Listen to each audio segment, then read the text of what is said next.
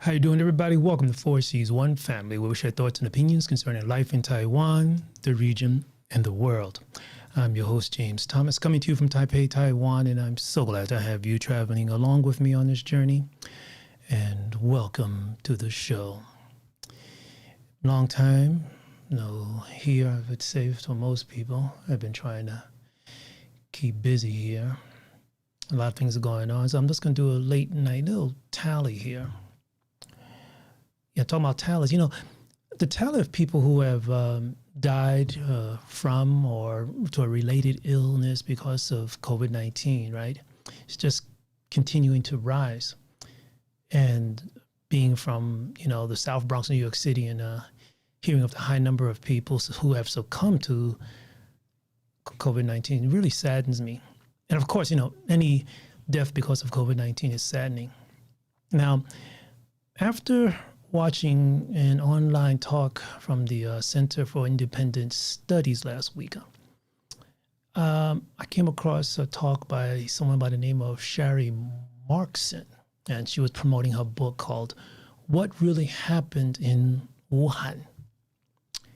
And in this book, she mentions how she was able to extract details from both public and anonymous sources that led to proof of events that may have occurred in Wuhan and the so-called precursors to this global release of this pandemic. Now, she also detailed in her investigation and a presentation some contradictions that really do show that a cover-up does exist and more investigation should be done. Now, she also made it a clear point to show how C-19 has become, how would you say, a big unfiltered propaganda toolbox for the neighbor next door. And I'm here in Taiwan, so the next door neighbor is who? So much of what she presented was also detailed in reports from other investigators from all over the world, some of them independent investigators. Now, however, what sticks in my head the most occurred at the end of her talk.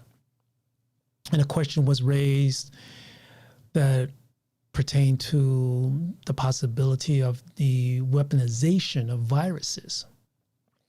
I'll talk more about that. I'm going to put, after this live stream, I will put some links in the bottom, and you can actually check out what I'm talking about right now.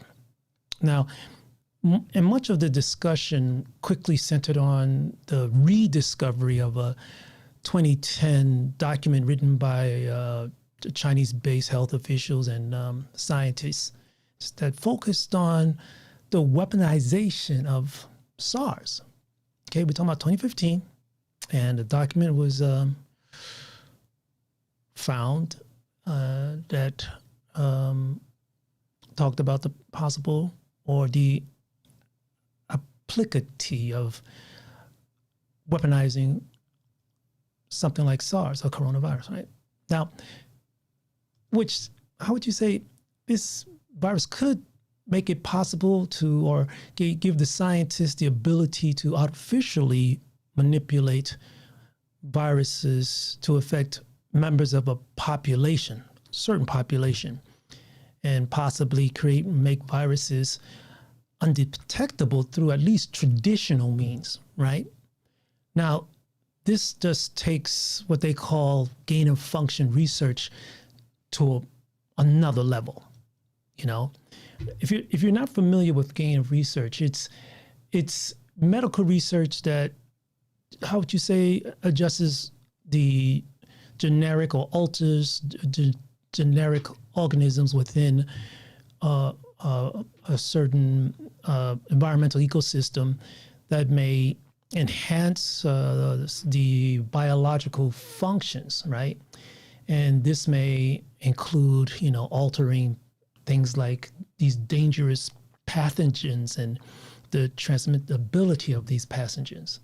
And this is not a joke, and this type of research, they said, is intended to, for some people who look on the positive side of it, it's used to reveal, or develop better tools to predict emerging infectious disease and to develop vaccines for type of therapeutics or stuff like that. Now, this 2015 document, the title was called The Unnatural Origin of Sars and New Species of Man-Made Viruses as Genetic Bioweapons. And that's scary. That is some scary stuff.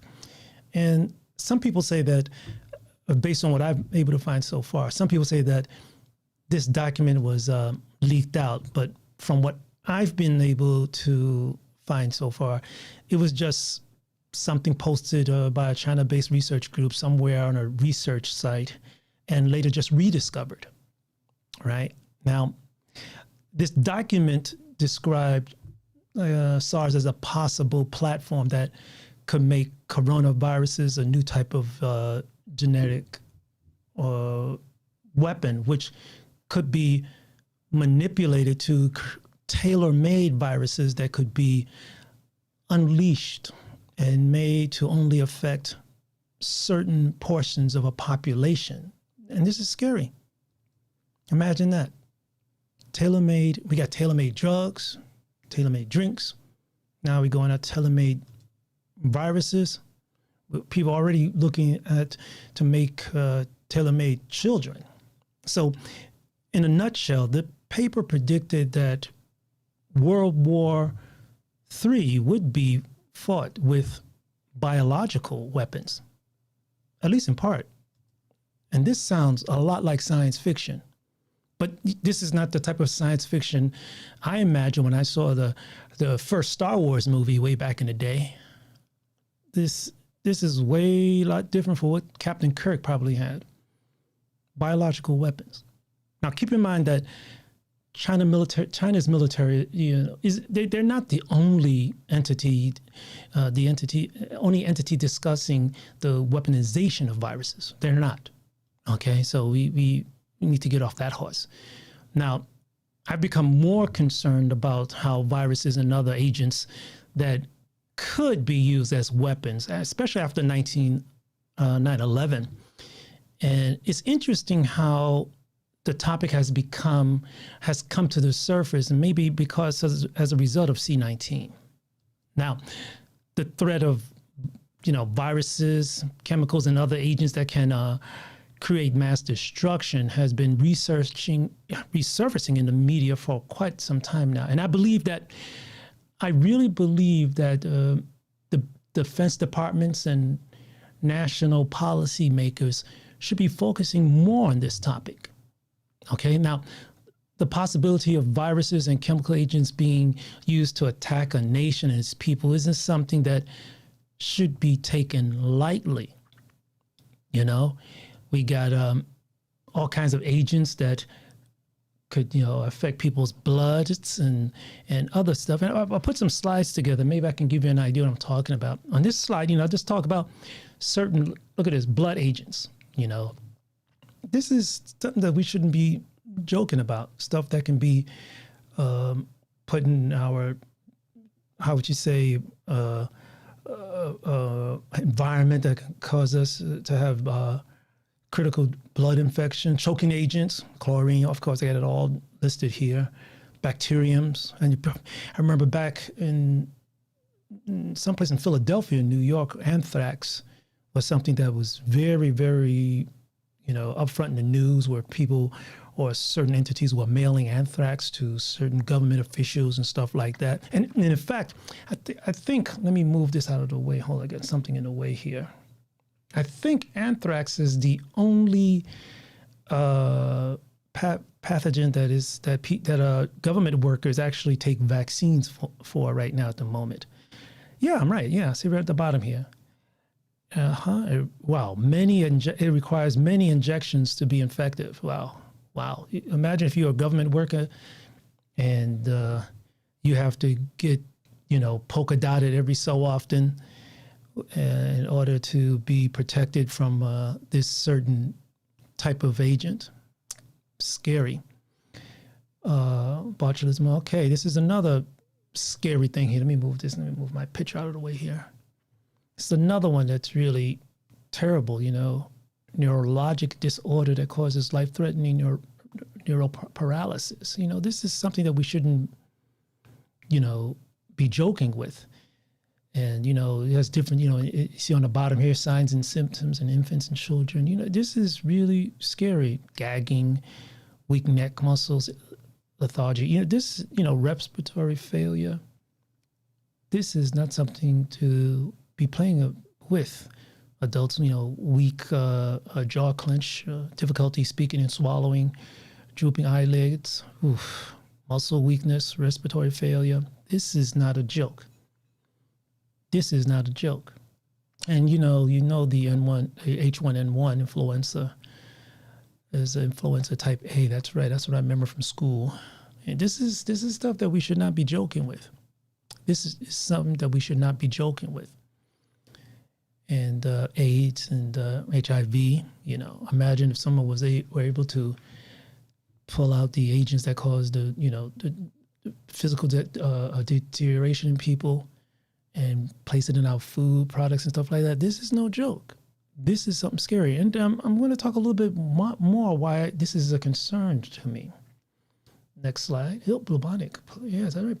Bubonic Plague. This is something that you don't play with. You probably read history books about how this plague, almost knocked out whole populations of people. This along with the 1980 Spanish flu and stuff like that, 1918, excuse me. But this is something you don't joke about. And, ricin, that's right. This was another thing that in the U.S. was a problem about 20 years ago. And SARS, which is pretty recent, and the topic of the article just mentioned, severe acute respiratory syndrome, SARS, that's right, smallpox, stuff like that. This is something that we shouldn't be thinking about, how to protect citizens, populations. And this is this is really tricky. And if you think this may not involve where you are, take a look at this. Right? Weapons of mass destruction. Now, we look at this and we see this today, and some people say this won't happen, but it has happened over the years. And I'm not talking about only explosives. I'm not talking about nuclear devices, which may be a little bit harder for people to get hold of. Radiological products seem to be easier to find these days, believe it or not. Disposed improperly from hospitals, clinics, and stuff like that. And chemicals, I think we should, as nations, governments, and leaders, pay a lot more attention to, because, they are quite easy to be transported, harder to detect, and the science will get better if AI is applied to keep it hidden. Hopefully, law enforcement will be able to keep ahead. Here's a list of some events that happened in the past that involved acts of bioterrorism. The one that sticks out in my mind is in the most, believe it or not, is the 1979 Anthrax research link from the Soviet Union, one of those drug, how would you call it, research centers. And the second one would be 1993, where a religious group in Tokyo released Shinrukuki, I don't know how to say that word, released chemical on the metro in Tokyo and killed a lot of people. And the last one I just mentioned, 2001 Anthrax, where pathogens were mailed to certain news agencies and U.S. Congress and U.S. Congress. So this is some scary stuff that we shouldn't be playing with. So this is something that we should really be spending time to try to fix up, because this is something that may be harder to detect. it will be harder to detect. And it's something that we should be investigating a little bit further. Let me see what else I got on the list here that I can probably talk about, because this, just trying to get as much as I can out here. I'll talk a little bit about rice and then. Okay.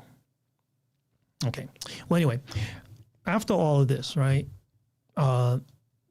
there's something that really shakes me up, at a personal level, right?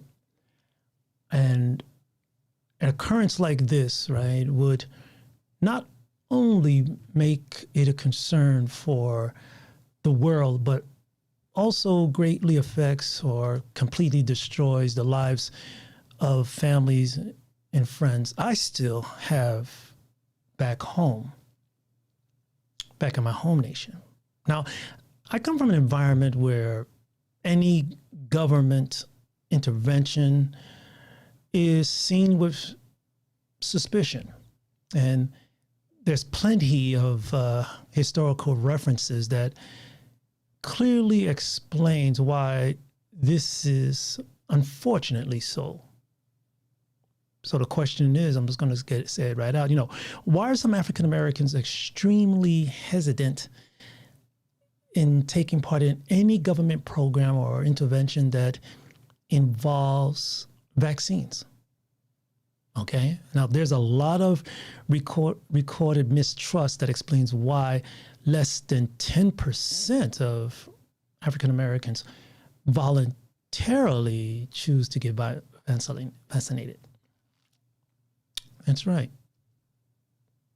Maybe a lot of you who are not Americans, or maybe don't have enough chance to flip through the historical documents, probably don't know about this. But in 1932, right, the U.S. Public Health Service began a program to study and record the effects of something called syphilis. Okay. Now, the study was titled the Tuskegee Study of Untreated Syphilis in the Negro Male. That's a scary title, right? Tuskegee Study of Untreated Syphilis in the Negro Male. Untreated. That title tells you that something's not straight. Something's not straight. Now, altogether, this study recruited 600 black men, okay? The study included 399 black men with syphilis and 201 who were not infected with this disease. The title's scary, right? Now, it isn't uncommon for governments to want to implement studies that may help benefit, or may contribute to the health of its citizens. That's nothing unusual. However, in this situation, no participant consent was collected. That's trip up number one. And those taking part in the study were just simply told that they were being treated for something called bad blood, which at the time, 1932, right?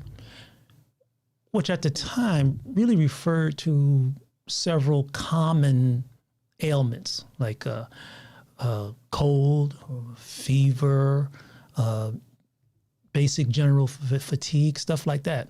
Back in the day, it was called bad blood. That's all they were told. And the only thing these participants were given for taking part in the study were free meals, right? Medical exams, and to add insult upon injury, right? Burial insurance. Crazy. Watch out for people who offer you burial insurance, huh? Now, how would you feel? How would you feel if you were part of the community that took part in this type of study? And to further add to the injustice, about 1942, 1943, right? Penicillin began to be used as an effective treatment for syphilis, which was, great. However, the participants of the 1932 research or study, they were not offered the treatment in any form, not in any form. What does that tell you? Not even a knock on the surviving participant's door. Not even a knock. So just trying to keep it straight up, why this really rang in my head pretty hard. Now, I just hope that especially other fellow Americans can understand this and why people in our home nation may have apprehensions about getting the jab, which it does save people. I hope you can understand how I feel about hearing news of a virus that may possibly be used as a tool to infect and possibly kill certain portions or certain segments of a population. Extermination? This is something scary. This is something scary. And this is frightening to me because of how easy it is to see how a virus like C-19, which most likely may not have been released on purpose, has dampened the lives of people all over the world. And this is just scary. I just wanted to put that out there because if we start fooling around with nature, making the so-called designer drugs, it sounds good when it's jumped off the platform, the diving board. But if we jump too deep, somebody's going to take it in a direction we don't want to see it go. And we're supposed to be members of this family we call Earth, human race at least. You affect one of parts of it, it's going to be, as they say in Mandarin, 连锁反应, chain effect, 连锁反應. If you found what we have to offer of any value, please click on the subscribe and bell buttons below to keep up to date with the current episodes. And if you listen to the podcast, please subscribe to help us spread the word that we have a lot more in common than we think. We're very interested to hear what you have to say. For 4C's One Family, I'm James Thompson, Taipei, Taiwan. And remember to stay strong, safe, and healthy wherever you are in the world. Take care.